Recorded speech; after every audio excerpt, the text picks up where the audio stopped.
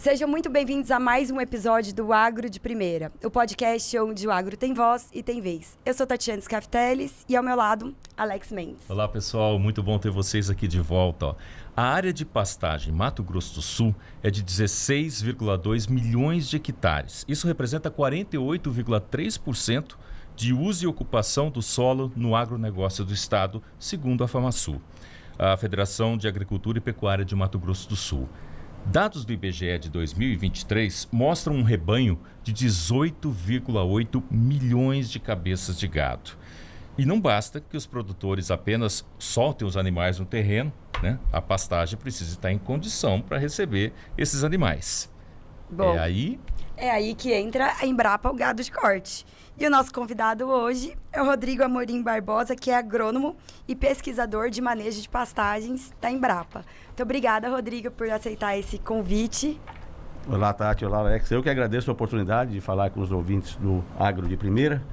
E é muito legal, um tema bastante interessante que a gente tem um bom tempinho para discutir algumas possibilidades do uso de pastagens, né, que é a nossa linha de atuação na Embrapa. E a gente já começa sabendo qual o estado atual das pastagens aqui em Mato Grosso do Sul. Olha, vamos dizer o seguinte, ela vem perdendo um pouco de espaço com relação à área plantada, né? Porque a gente já teve, por exemplo, lá em 2010 já chegamos a ter 22 milhões de hectares e agora, como você disse, uma redução praticamente aí para 17 milhões de hectares, uma perda de 22% de sua área. Mas não que isso seja ruim, que seja um problema a essa redução dessas áreas. É porque essas áreas estão sendo mudadas, a ocupação de uso delas, né? Então, muitas vezes, áreas degradadas que estão dando espaço para, por exemplo, para soja, para grãos, produção de grãos. Outra questão muito comum que aconteceu recentemente é a questão da chegada da parte de celulose, né? Da implantação de florestas plantadas, justamente na região do Bolsão, que era uma região típica de produção de gado. Então, naturalmente, eles vêm perdendo por uma ocupação diferente de materiais, né? De uso da terra no estado. Mas se você olhar hoje, acompanhando, Alex, o que você falou, quer dizer, a gente teve uma redução da área plantada, mas também nós tivemos uma redução do rebanho, né? Então, a gente saiu lá mais ou menos de 24 milhões de cabeças em 2003, por exemplo, nós fomos para 18. Então, a gente está praticamente na mesma taxa de lotação média, 1,5 animais por hectare, 1,1, 1,2 animais por hectare. Porém, a produtividade vem se mantendo, né? Vem se mantendo e vem tendendo a subir a produtividade por área, né? A gente vai começando a ter pastagens mais bem cuidadas e que isso reflete em produtividade, né? Então, que suportam mais, vamos dizer assim, uma intensificação maior. Sim, que ela começa a ter uma capacidade de suporte maior em relação a alguns locais. É importante a gente também ter em mente, assim, a gente tem um bioma muito importante que é muito típico de produção pecuária, que é o Pantanal, né? Então, o Pantanal, você tem as suas áreas peculiares que fica muito difícil você ter incrementos de produtividade. Claro que você pode ter, mas não como o Cerrado, né? Então, são áreas mais limitadas por limitações hídricas, uma série de coisas. Então, a gente tem essa área também que conta muito para o estado do Mato Grosso do Sul, que é o Pantanal. E hoje existem ferramentas ou aplicativos que ajudam a monitorar a qualidade do manejo, de como está sendo feito esse manejo, ou é uma coisa assim, só ainda geral? Não, a gente tem uma gama por exemplo, do ponto de vista de uso de tecnologias, né, para monitoramento, para tomadas de decisão. Você tem vários, né? E tem tanto da iniciativa privada como da Embrapa. Posso falar da Embrapa que a gente trabalha mais Sim. fácil para vocês. Por exemplo, a gente tem um aplicativo chamado Pasto Certo, que ele tem todo o descritivo de materiais forrageiros que a Embrapa já disponibilizou para o mercado, com suas características, com as suas indicações de uso. Ensina você, por exemplo, a calcular a quantidade de sementes quando você vai estabelecer uma pastagem, a quantidade de nutrientes que você tem que colocar para cada material. Porque a gente tem muitos materiais no mercado e eles têm exigências diferentes. Então, Sim. Não dá para generalizar, né? Então, se recomendar para todos, a chance de dar errado é grande. Quais são as principais causas de degradação da pastagem aqui no estado? Alex, acho que não só no estado, no Brasil todo, né? Qualquer momento a gente tem problemas de degradação. O que é interessante, assim, que a gente costuma dizer, é que uma pastagem não dorme bem e acorda degradada. Não existe isso. Ela não é do dia para noite. Não é do dia para noite que sua pastagem, nossa, estava tão bom. Caiu um meteoro ali. Exatamente. Pode ser que em algum momento... Disco voador pousou, faz aquele ciclo. Pode ser que em algum momento você tenha alguma coisa desse tipo, se você tivesse, por exemplo, um ataque muito severo de alguma praga, sei lá, um ataque severo de lagartos, tudo bem. Poderia ter de um dia para a noite você ter um problema. Mas, via de regra, não. Você tem uma série de fatores que culminam com a degradação ao longo do tempo. Então, a gente fala assim, hoje, você tem um X de pastagens que estão boas no seu potencial de produção e pastagens abaixo do seu potencial de produção, um pouco mais abaixo, até pastagens completamente degradadas. Então, a degradação está em vários níveis ali. Então, a tua pastagem está um pouquinho abaixo do seu potencial produtivo? Não, está realmente ruim. E eu vou ter que chegar a um determinado ponto, eu vou ter que reformar a minha pastagem, vou ter que colocar um novo material, né? A gente tem uma expectativa de mais ou menos 4,3 milhões de hectares de pastagens degradadas aqui no Mato Grosso do Sul, tá? E isso, hoje, as pessoas, muitos dos trabalhos olham essas áreas como uma possibilidade de você não só recuperar, mas integrar essas pastagens dentro do sistema de produção. Fazer uma integração lavoura-pecuária, colocar, por exemplo, talvez um outro componente, um componente florestal. Tudo isso a gente tem.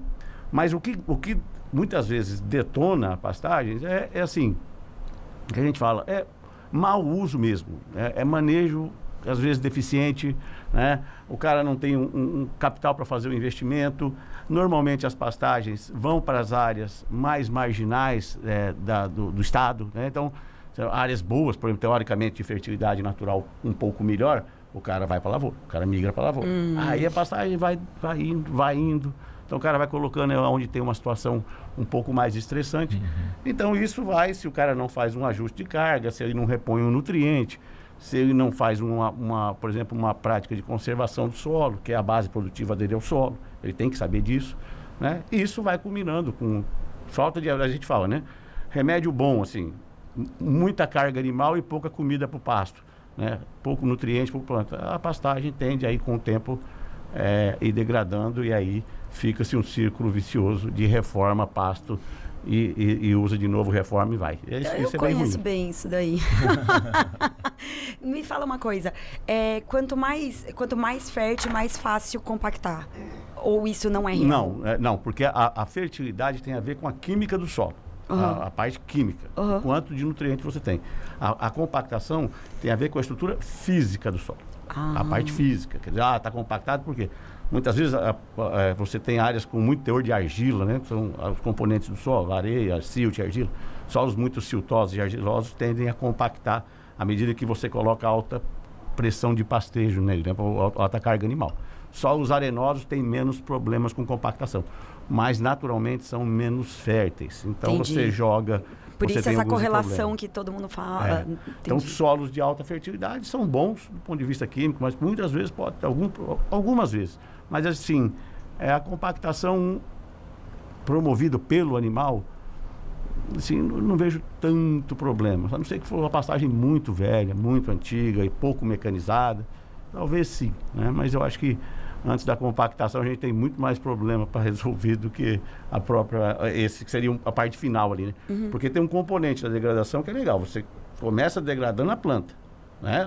A capacidade produtiva da planta. E isso é um sinal. Isso é um sinal. Se você, por exemplo, vamos dizer, você faz um pastejo, daqui a pouco, vou dar uma vedada e vou segurar espaço para ver. Se ele começar a demorar para subir ou não subir, quer dizer, não voltar, é um sinal, falou, opa, tem alguma coisa aí. É porque daí não respeita o tamanho que tem que... Quando tem que tirar os animais, né? Isso. Aí o pessoal olha e fala, opa, se não está subindo, quer dizer, o que está acontecendo aqui? Aí você tem que ter, que a gente fala, ter gestão. Vamos olhar aqui, qual que é o problema? O atributo é físico, é químico, o solo está compactado? Tem testes para fazer isso. Não, a fertilidade está ruim, você faz análise de solo. Né? Você faz a amostragem, vai lá, analisa, vê se tem algum nutriente deficiente. E aí você começa a corrigir essas situações. Se você não vai tomando nenhuma medida, a gente vai falando que aí você vai perdendo capacidade produtiva da planta, a planta não responde mais, a tendência dela sumir, e aí você, por exemplo, vai tendo em situações extremas, solo descoberto, Esse solo descoberto favorece a erosão, tanto erosão eólica quanto erosão hídrica, vai sendo lixiviado. E aí você vai ter casos grandes de problemas sérios erosivos e vossorocas, que sejam dependendo da situação. Né? Mas aí seria o estágio extremo, final, né? O extremo. a pá de cal no sistema. Né?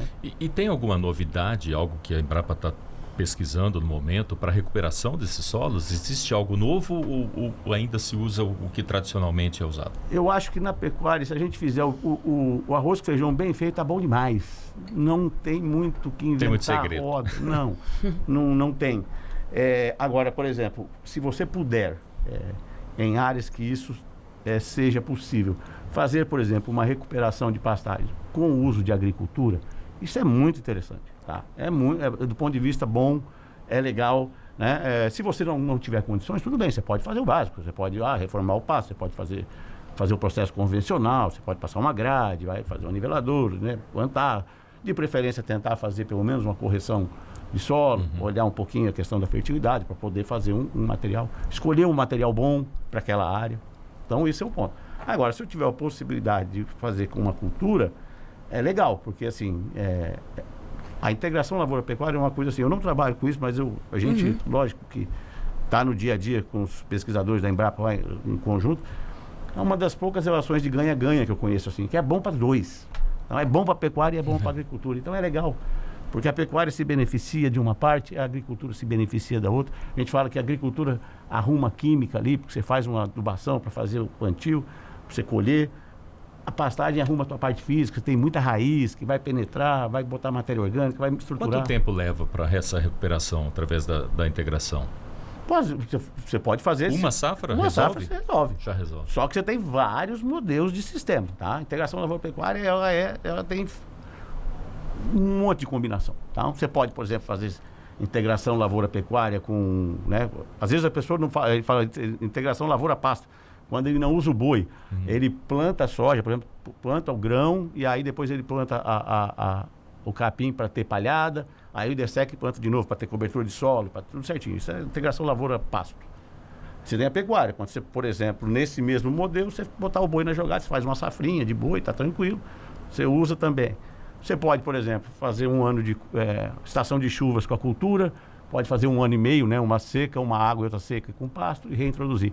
Então você tem vários modelos, né, e o que for mais atrativo para o produtor em determinada região é o que ele pode usar. Tá? Então você tem várias alternativas para isso.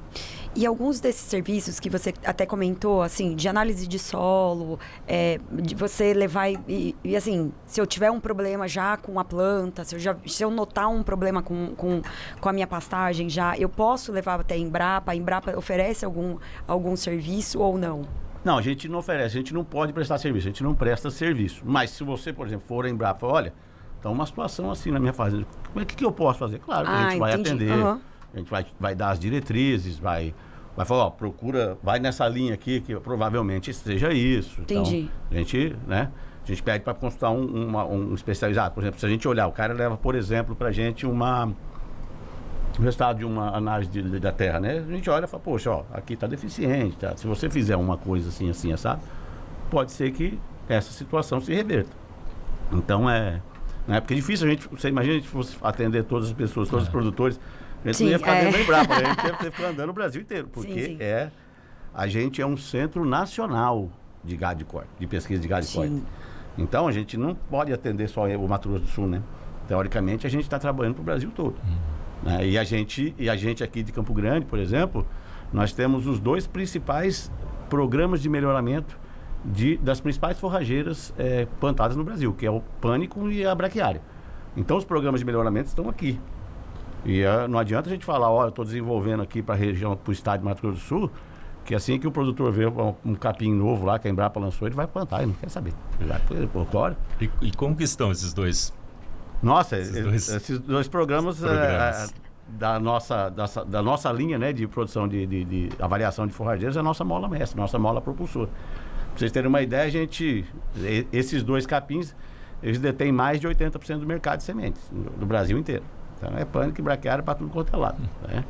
E a gente tem o programa, a gente tem esses 2 programas muito fortes. Eles são programas de âmbito nacional, porque a gente faz ensaios em rede, nós temos as outras unidades da Embrapa que nos ajudam. Então, eu quero testar no bioma amazônico, quero testar no bioma Mata Atlântica, quero testar no bioma Caatinga. Às vezes, por uma restrição, alguma coisa, você pode. Né? Então, você tem que ter uma rede regional de avaliação para nos ajudar a pegar e escolher materiais mais adequados. Né? Que hoje eu acho que esse é o ponto. Né? Não adianta você falar que tem um capim para tudo. Você tem que ter um capim que atenda determinados locais. Hoje é nicho. Por que esses dois se adaptaram tão bem assim no Brasil? Cara, assim, vou falar do que a gente entende muitas vezes. Todos esses materiais nossos são materiais de origem africana, tá? A gente não tem, muito poucos são materiais de origem brasileira, são nativos, por exemplo, tirando os biomas, né, nativos, Pantanal, Pampa, tem alguma coisa, tá? Pouco, são mais assim. Agora o Cerrado em si, que não, muito pouco material de gramínea. Até a gente trouxe materiais do programa de uma coleção muito forte coletada por um pessoal da França, que depois trouxe para o Brasil e para o CIAT na Colômbia. Eu acredito que esses dois gêneros se adaptaram muito pela sua capacidade, primeiro, de produção, capacidade produtiva, que é muito boa, e sua habilidade também, a facilidade de produção de sementes. Você consegue, você dá volume para plantar, se não produzir, se não for por semente, em gado de corte, que as fazendas são muito grandes, né? Se você falar um material que se planta por muda, é muito complicado. Tem locais que conseguem fazer isso. Não estou falando que não tem. Mas do ponto de vista do modal, produção é mais de sementes, trabalhoso, né? Muito mais. Né? É bem diferente.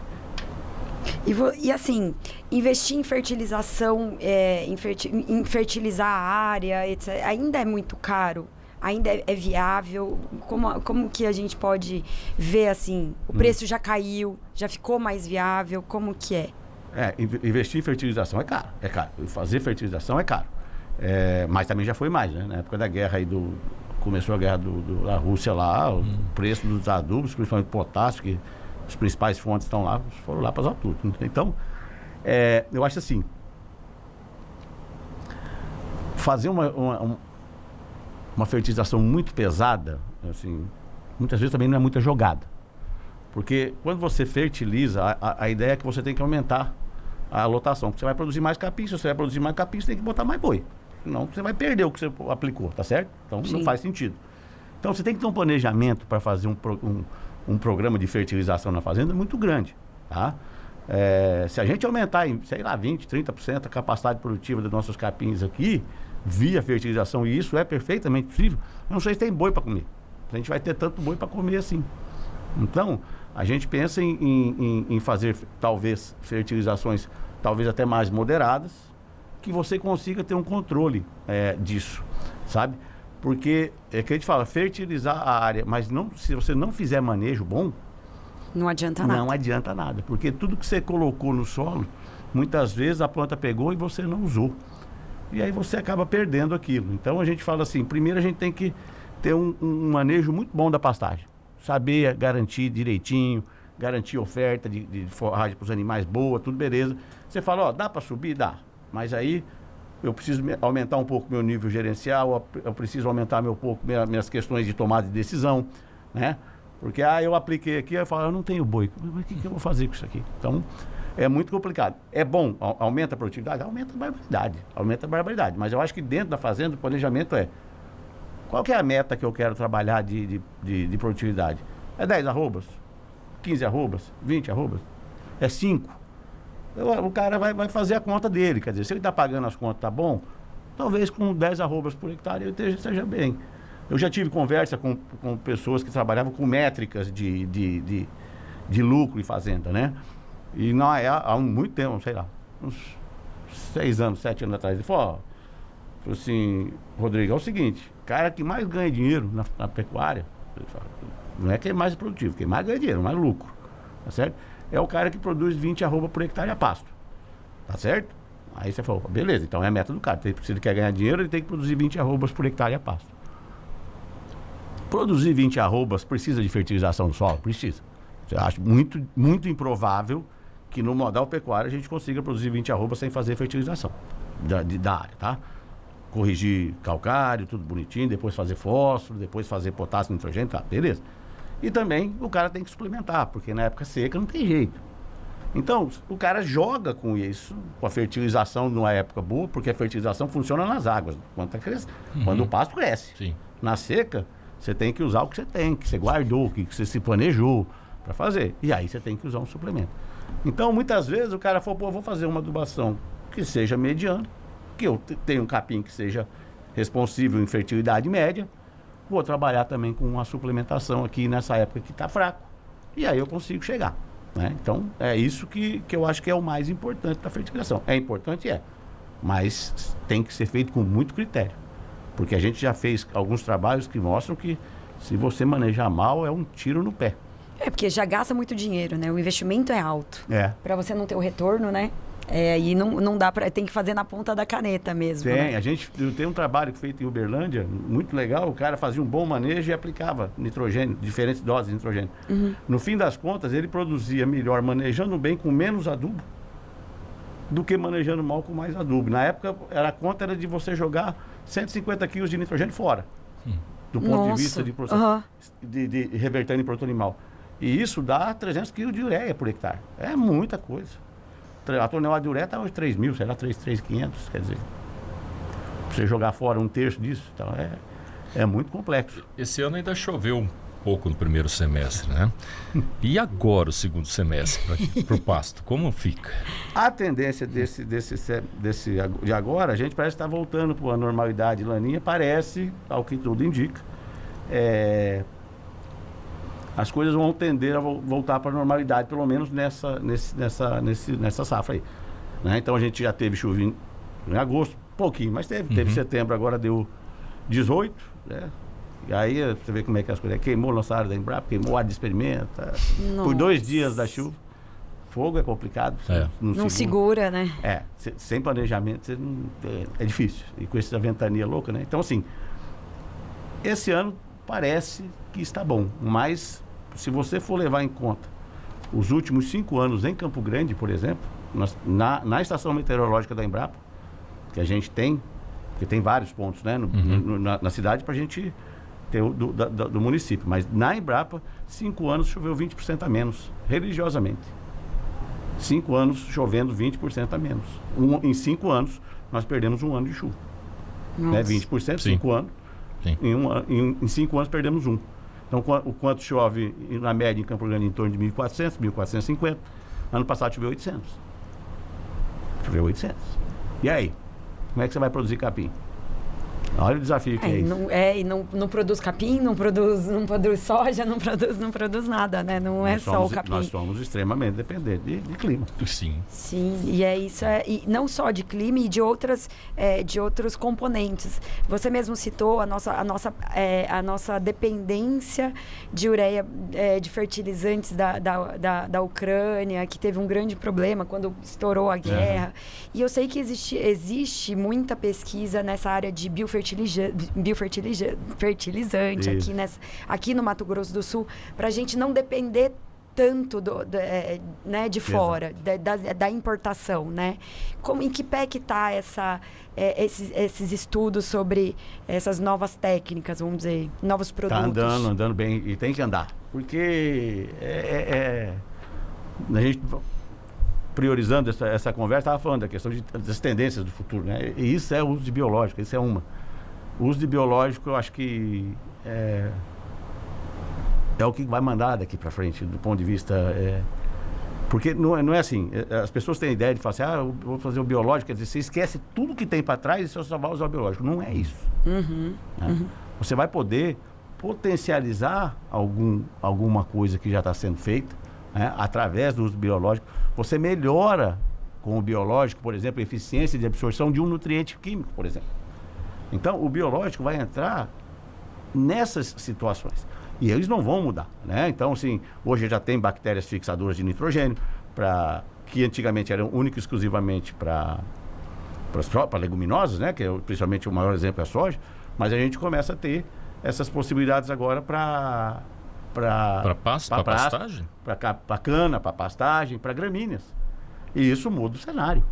Se a gente ficar menos, não completamente isolados, Sim. mas menos dependentes. A gente tem essa oportunidade. Alguns trabalhos já mostraram que, por exemplo, a associação de uma adubação, por exemplo, no caso do nitrogênio especificamente, uma adubação leve nitrogenada, mais o agente biológico, você tem uma melhoria. Não, você tem melhoria do que o N puro, do que só aquela adubação menos. E, por outro lado, somente o biológico sozinho não tem feito, poderia fazer tanto efeito. Mas, gente, vamos pensar o seguinte, nós estamos começando, certo? Sim, sim. Mas já Então, está no mercado? tem algumas coisas que já. Algumas coisas já? Algumas já, eu acredito que sim. Né? Você tem, por exemplo, os de biológicos para controle de pragas, e pragas de pastagem. Então, assim, eu acho que é a bola da vez, assim, de pesquisas, para se ter melhoria de eficiência. Eu acho que o biológico entra e é uma tendência de futuro mesmo.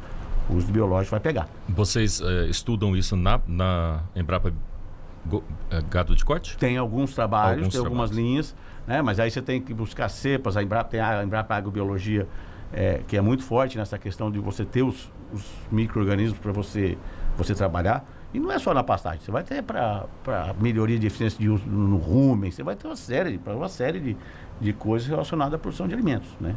Que essa Embrapa de Agrobiologia é aqui em Campo Grande também? Não, ela é em Brasília. Em Brasília. Ela é em Brasília. Ela tem essa capacidade, por exemplo, para trabalhar com vários tipos de fungo, protozoário, bactérias, tudo que tem potencial para uso, virar uso comercial, né? Tem muita coisa aí que eu acredito que no futuro breve deva chegar. Eu acho que é bola da vez, assim, sabe? E gramínea, você acha que existe algum tipo de gramínea indicado para Centro-Oeste? Assim, vamos dizer, alguma novidade, alguma coisa assim mais específica aqui para o estado ou para nossa região? Eu sei que a gente tem vários biomas, né, aqui dentro, a gente sabe, né? Os 3, né?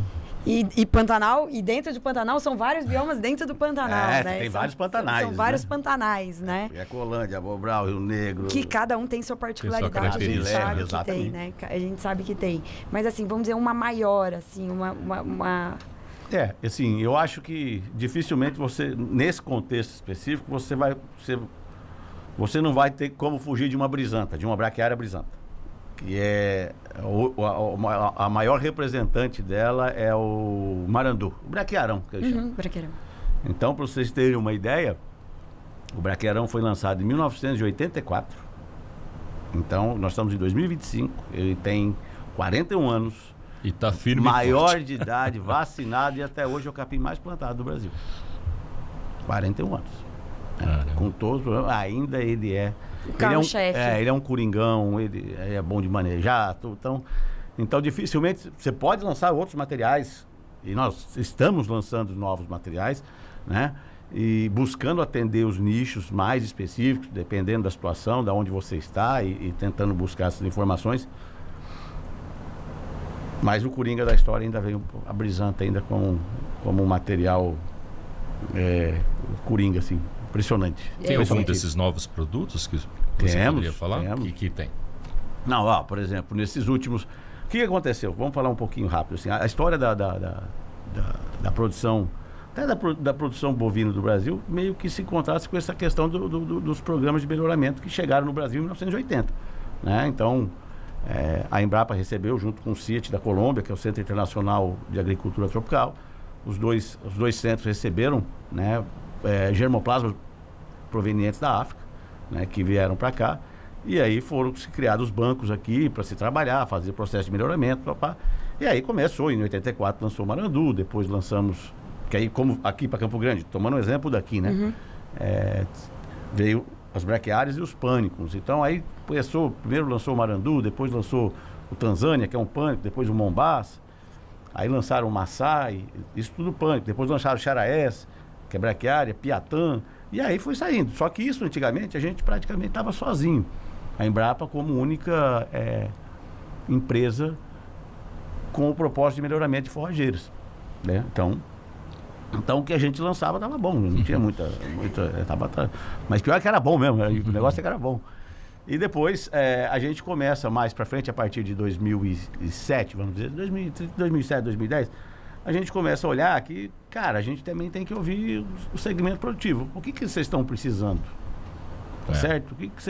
Qual que é a tua agonia nesse momento aqui? Então, a gente vai, à medida que você vai aumentando, abrindo novas áreas, você pode ter demandas, algum estresse que você não estava adaptado. Então, você começa a ouvir o segmento. O que está pegando para vocês? Tá, então vamos trabalhar, ó. Seca está complicado. Vamos tentar achar um material mais adaptado a essas condições? Não é uma planta que cresça sem água. É fácil, né? Seja em aí seria, aí ótimo. Ia ser, né?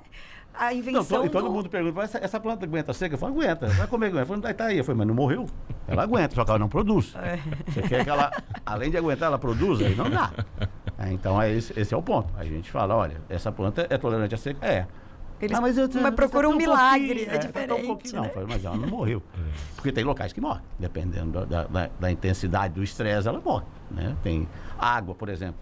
Hoje a gente está muito limitado. Você pega o Pantanal, que é uma área de alagados. Então, existem as forrageiras nativas ali, que em determinado momento suprem o papel, mas nem toda a época do ano ela está disponível.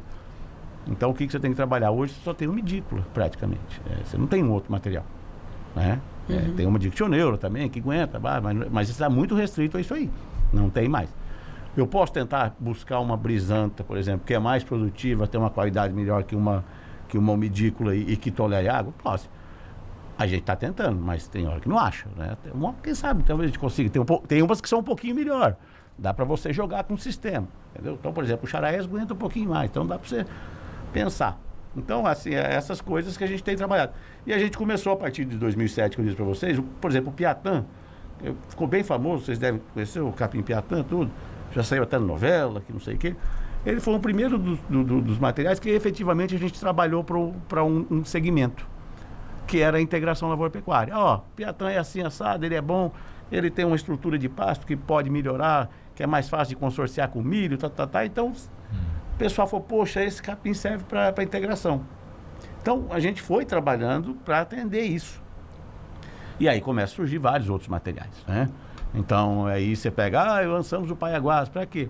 O Paiaguás é muito bom na seca. Então, o Zuri, BRS Zuri, para que serve? Olha, tem a mancha foliar, que é uma doença que causa no Tanzânia, esse é altamente resistente. Tá bom, ele já está fazendo o papel dele.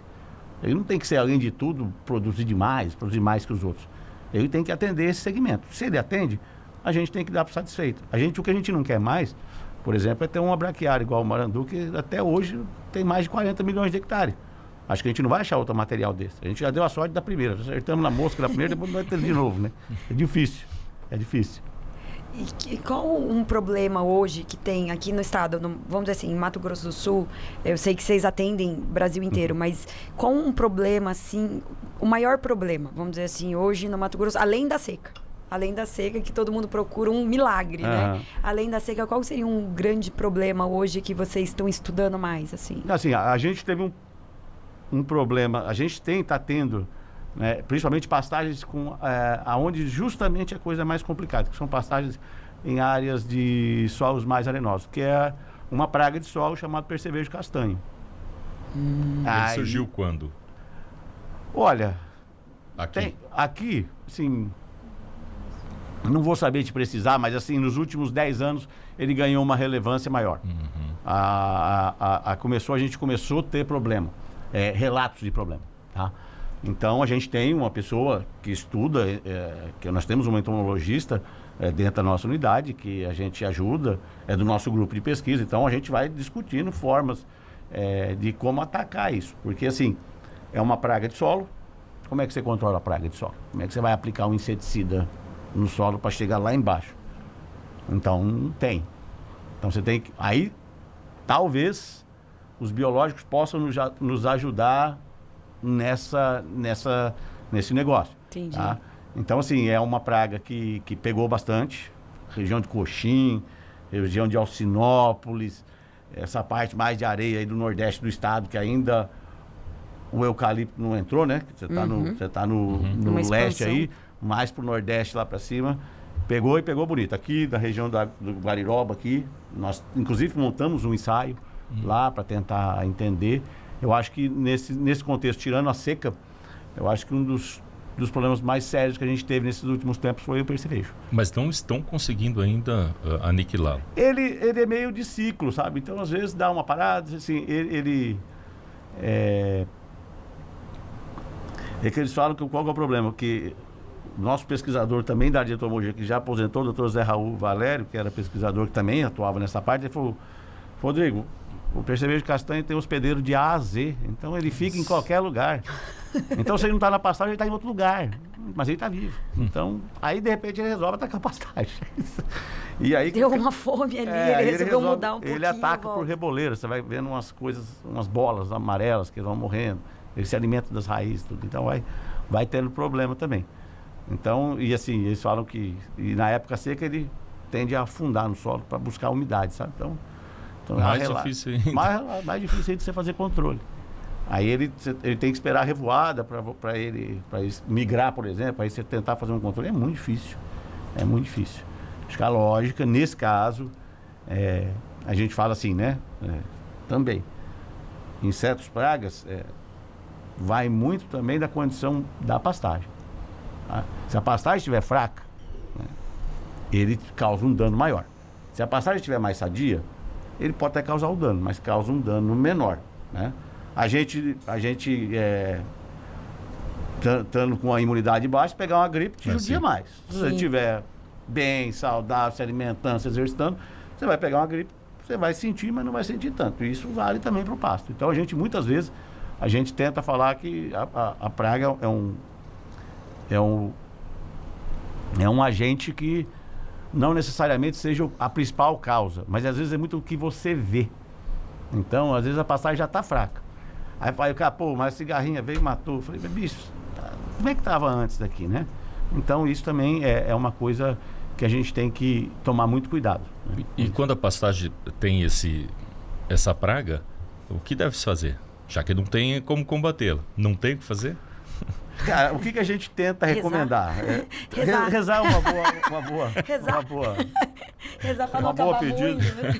Não, mas é o que a gente falou, assim, se você tiver uma pastagem mais bem cuidada, talvez você minimize os danos, tá? Talvez você consiga minimizar. Então você tem que trabalhar o antes, muito mais o antes do que o depois, vamos dizer. Mas tudo é tomada de decisão. Pastagem é isso. Assim. Eu gosto de você chegar para mim e falar assim, a Tati fala, Guga, o negócio é o seguinte, desculpa, eles me chamam de Guga, então às vezes é meu apelido. Aí fala assim, eu preciso dar comida pro meu gado aqui agora em maio, na seca. Eu falo assim, o que eu faço? Assim, você tinha que ter feito, você não faz. O que você faz é compra, agora você compra, ou você tira, você vende animal, você equaciona suprimento e demanda, tá certo? Então, esse é o... Acho que esse é o grande desafio de qualquer fazenda. Equacionar a relação de suprimento e demanda por comida. Quanto que eu tenho de gado, quanto eu preciso ter de comida.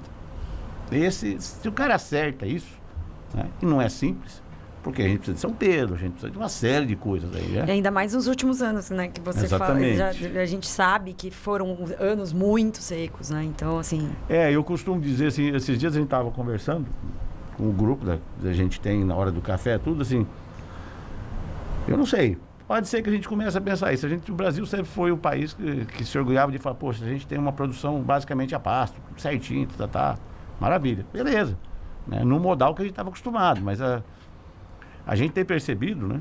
Eu espero que eu esteja errado, daqui a um tempo entre uma normalidade, alguma coisa, mas que a nossa janela de produção de comida está encurtando, né?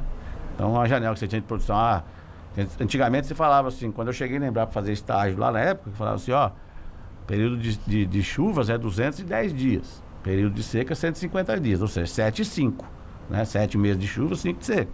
A gente brincava isso, já era meio... Não sei se isso tá tão certinho agora, que talvez o nosso período de produção não é mais 7, não seja mais 7, começa a achatar. Se começa a achatar, você tem um período maior de estresse para alimentar.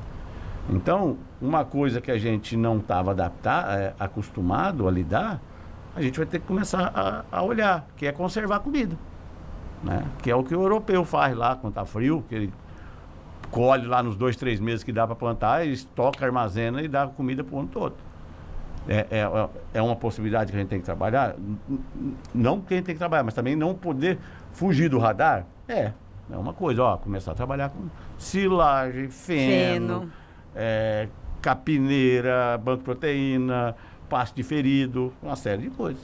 Porque se a gente não fizer isso, eu acho que a chance do... Ou se você também não fizer dentro da propriedade, você tem que comprar de fora, né? Então é mais um gasto, e é um gasto alto, que a gente sabe que é um gasto alto, porque assim, um boi come quantos quilos por dia? Né? De feno, né? Quanto que ele come? Quanto que ele come? Tem. Assim, a gente pega na regra, mais ou menos, 2,5 kg, 2,5% do peso dele, tá certo? De matéria seca. De matéria então seca. A gente faz contas tudo por animal. Então, por animal. Então você vê. Você ele tem come... uma propriedade, imagina quanto você tem que comprar de feno, de bola de feno. E assim, quando você compra, todo mundo compra. Então tá todo mundo procurando, tá todo mundo procurando a mesma coisa. Não é só o preço, às vezes não tem, não tem o produto, não acha o produto. Ele come, na verdade, ele come 7,5 kg, se for um animal de 300 kg, um animal de engorda 300 kg, ele come 7,5 kg de matéria seca. Se fosse em capim, daria, se fosse em capim verde, né, que mais ou menos, vamos colocar que mais ou menos tenha 30% de matéria seca, um capim verde, então ele deveria comer 20, 22 quilos de capim verde por dia. Esse é um animal de 300 quilos, tem que comer 20 e poucos quilos. Nossa. Então, e feno, como ele já é desidratado, ele já tem, aí ele vai comer uns 8, 9 quilos de feno por dia, né? Por animal. Por então, 100 animais, faz a conta. É muito feno. Assim, exatamente. E a gente não pode... E eu sei porque aconteceu lá em casa, eu vou falar. Tô parecendo quando eu era criança lá em Barbacena. A Tati é fazendeira? Ela é pecuarista. Meu pai é pecuarista, então legal. Assim... E a gente já passou vários desafios, Pantanal, etc, etc. A gente já teve que mandar para confinamento, justamente para não perder boi. Então, assim, a gente já teve várias experiências nesses últimos anos, né? Tanto de comprar feno, etc, etc. Eu falo que é uma coisa que a gente conhece, que a gente sabe. Então, a gente... E quando vira o tempo e quando... todo mundo tá na mesma, entendeu? Todo mundo tá na mesma, todo mundo procura o mesmo produto, todo mundo tá atrás da mesma coisa. Então porque o negócio aparece pra todo mundo, né? Sim. Esses tempos eu passei tava indo pra Jataí. Em Goiás, a gente passando ali na região antes de Chapadão do Sul, que tinha de bola de feno ali. Eu vi também aqui pra Santa Rita também. Muito feno, só que era o seguinte, ali. Só que na época tava chovendo bem. Aí ninguém precisava de feno. Aí o feno fica, né? Então, assim... Só que ao mesmo tempo que eu vi um monte de bola de feno, eu vi também 2 propriedades pegando fogo, né? Então esse é um perigo. Você põe o feno ali e vem o fogo. Essa é outra coisa que, meu Deus do céu, isso assusta. Isso é assustador. É assustador, né? A gente, por exemplo... Sábado, né? Sexta agora passado. Entrou fogo lá, a gente perdeu até materiais de banco genético. Poxa. Nossa. Porque... E isso atrasa a pesquisa, né? Exatamente. Mas assim, a gente está muito próximo da cidade, né? Então a gente, praticamente aqui em Campo Grande, onde a gente está praticamente cercado, né? Pela cidade. Então o risco é grande, né? E a gente às vezes sofre com isso. Mas acontece bastante ali? Eu digo que ele é raro, mas acontece. Ano passado teve, esse ano teve de novo. A gente tenta cuidar, a gente faz acero, mas o problema é o vento, né? Então, assim, por mais que a gente cuide, uma hora... Não há acero que resista ao vento. Não, é muito a gente sabe que não há acero que resiste ao vento. Rodrigo, a gente fala muito hoje em dia das emissões de gases de efeito estufa, né? E a pecuária tem uma preocupação muito grande com isso, né? Existe algum manejo correto da pastagem para reduzir a emissão de gases?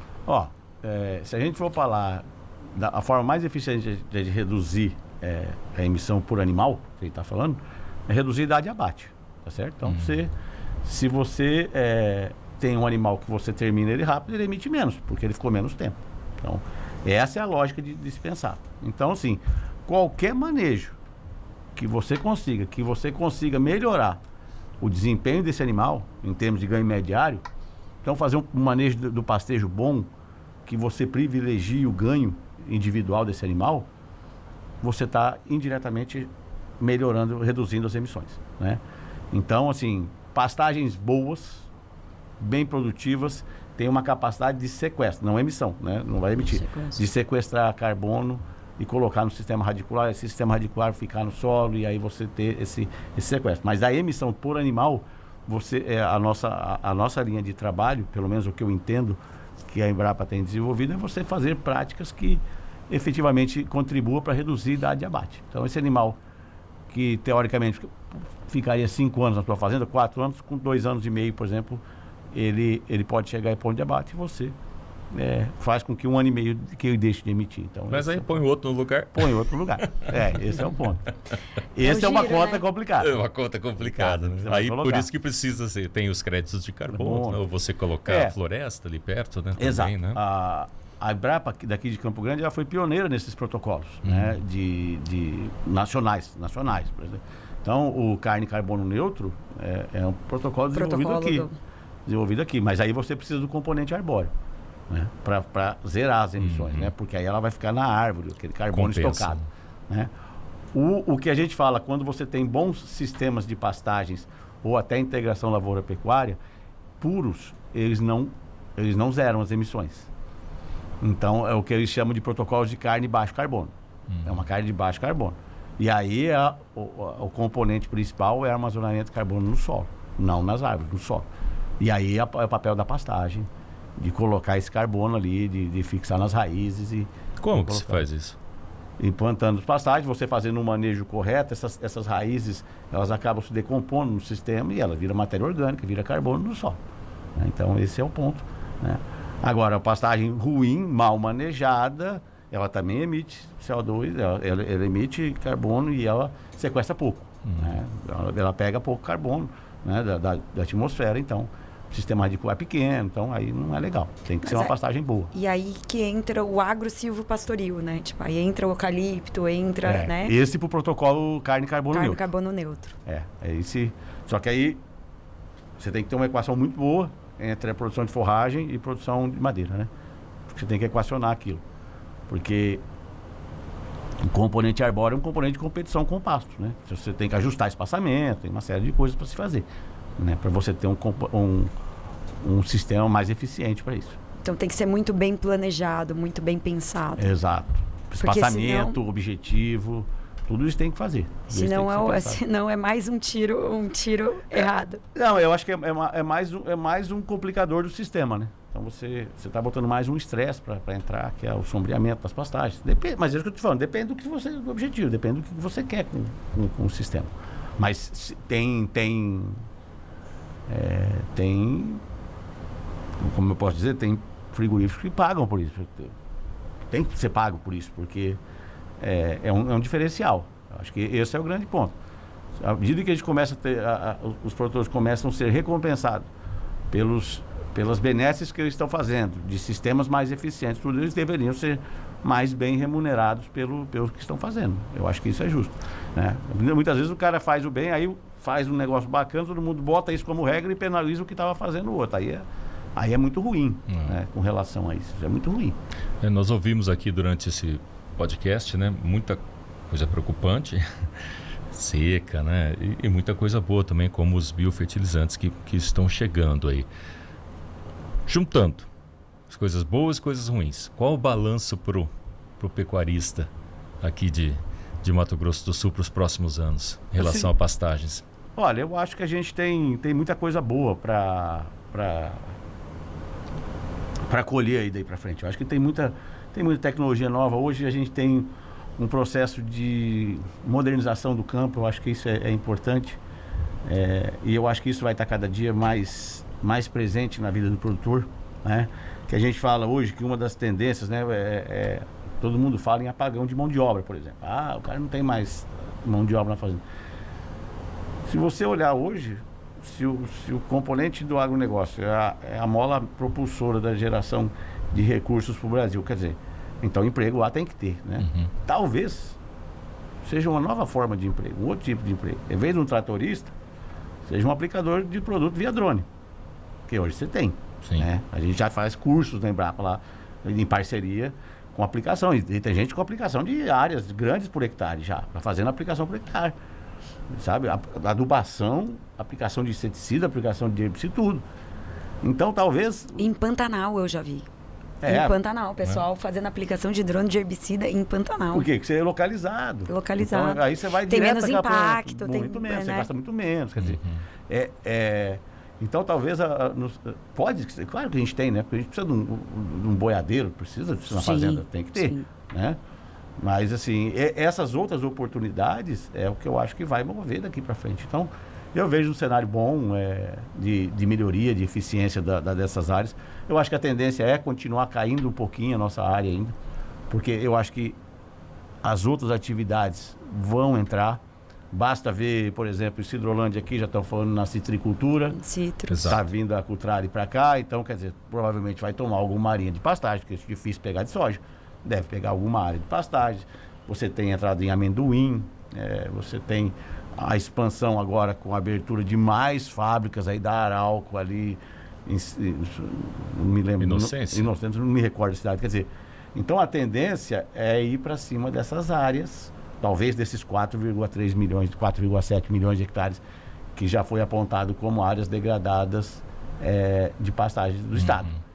Então a tendência é cair a área, mas talvez melhorar a eficiência dessas áreas boas que a gente tem. Então eu acho isso melhor do que a gente querer ter muito gado, e gado muitas vezes mais, teoricamente, com mais tempo de permanência na propriedade e tudo, né? Então nós já chegamos a ter 24 milhões de cabeça, né? Então eu tenho uma história muito interessante, que veio uma pesquisadora da FAO, uma italiana, que ela veio em 2005 para cá visitar o Brasil, e ela foi à Embrapa porque ela sabia que tinha tecnologias para levar para países emergentes, para levar tecnologias agrícolas para esses países, né, que são países emergentes. E ela foi cair aqui em Campo Grande, tudo, a gente fez um passeio com ela. Então a gente andamos a Campo Grande, depois fomos para Maracaju, conhecemos a Fundação MS, nós fomos à Embrapa de Dourados, demos um tour com ela, e ela não conseguia entender, né, um país, um estado como Mato Grosso do Sul, que é do tamanho da Alemanha, que só na época tinha menos de 2 milhões de pessoas, vamos botar que tinha 2 milhões de pessoas, e 24 milhões de cabeças de boi. Quer dizer, para cada pessoa aqui tinha 12 bois. Eu não tenho nenhum. Então alguém estão com os meus. E ela explicando para a filha dela, falou: filha, não consigo, não fecha a conta. Não, você ter 24 milhões de cabeças de gado e 2 milhões de pessoas. E agora saiu recentemente, né, do IBGE, falando que o Brasil passou, né? O Brasil tem mais boi que gente agora. Olha. O Brasil já tem mais boi do que gente. É a questão do agronegócio que mexe com essa economia do Brasil todo, né? O carro-chefe. Rodrigo, obrigado, viu, por sua participação aqui. Muito conhecimento, né? Tem muita informação. E que bom que terminou dessa forma boa, né? Que existe muita esperança ainda. Não, a gente tem que melhorar. Não podemos ir para trás, não. A gente tem que trabalhar justamente para isso. Desenvolver tecnologias que sejam de boa aceitabilidade, tecnologias que sejam plausíveis, que sejam incorporadas dentro do sistema. A gente não pode pesquisar para pesquisar, nós temos que pesquisar para trazer soluções, né? Exatamente. Tem que chegar. Mas eu que agradeço o convite do Agro de Primeira. Obrigado mesmo. E eu vejo a Embrapa muito forte nessa área, e eu vejo assim, cada vez, principalmente aqui dentro do estado, sendo usado muito a tecnologia, a pesquisa, e eu acho isso, eu fico tão feliz, porque assim, é um embasamento, você tem embasamento naquilo que você fala, né? Então eu acho que isso é muito rico e é muito legal para quem trabalha na comunicação, para gente que vem dessa área, assim, eu acho que engrossa o nosso discurso, e eu vejo a Embrapa aí como carro-chefe e sempre, tanto Embrapa Gado de Corte, como Embrapa Pantanal. Pecuária Oeste, Dourados. Pecuária Oeste, Dourados aí, todo Maracaju, né, com a fundação e etc. Então a gente vê uma força muito grande da ciência dentro do estado e assim, uma promoção muito grande deles, né, uma força para essa... Exatamente. Eu acho que isso é uma mola propulsora realmente, a questão de você ter centros de pesquisa, centros próximos, né, e reais. Fundação MS. Imagina que privilégio, 3 Embrapas, mais uma Fundação MS, mais as universidades, mais a UEMS, mais a UFMS, Sim. gerando conhecimento. Não é à toa que o Mato Grosso do Sul é pioneiro nessa questão, por exemplo, de uso de sistema integrado. Então, nós temos praticamente hoje 3,2 milhões de hectares usando em sistema integrado. E são frutos de trabalhos pioneiros realizados aqui dentro do estado, que são utilizados como modelo para outros estados, né? Então isso é muito legal. Isso nos anima também, né, a continuar. Que bom. Que bom. Gente, muito obrigada mais uma vez. Ativa o sininho, se inscreve no canal, deixa um like, né? Por favor, divulgue cada vez mais o nosso podcast, porque assim, é muito conteúdo legal, é muita coisa legal, né, E um episódio por semana. Um episódio com por assuntos semana. diferentes do agro. Exatamente. A Obrigada. gente se vê.